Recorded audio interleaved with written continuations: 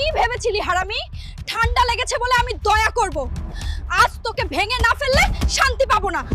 সখিনা রে, চাইলে আমাকে আর মার, কিন্তু এই ঠান্ডায় গোসল করতে বলিস না। আমার জন্য একটু পারফিউম এনে দে রে। শুনে রাখ হারামি, আজ যদি তুই গোসল না করিস তাহলে আমি এখনই বাবার বাড়ি চলে যাব রে। সখিনা, তুই চলে যা রে। তবুও আমি গোসল করব না রে।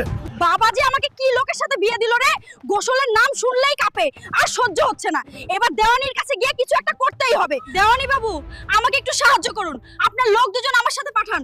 আমার হালকে জোর করে গোসল করাতে হবে। ওর গা থেকে খুব দুর্গন্ধ বের হচ্ছে। গোসল করাতে লোক লাগবে না রে, আমার কাছে একটা বুদ্ধি আছে, মন দিয়ে শোন। দেওয়ানি বাবু, আপনাকে লাখ লাখ ধন্যবাদ রে। হাল্ক ভাই, তাড়াতাড়ি চল, তোর সখিনা গ্রামের পুকুরে পড়ে গেছে রে। তুই এসব কি বলছিস রে? সখিনা রে, আমি আসছি, আমি তোকে বাঁচাবো রে। কি রে আমার হাল্ক, তোকে তো আজ ভালো করে নাহিয়ে দিলাম। এবার সবাই দেখ আমার হাল্কের পাওয়ার। তাড়াতাড়ি সাবস্ক্রাইব কর, লাইক দে আর কমেন্টে হাল্ক রে লিখ।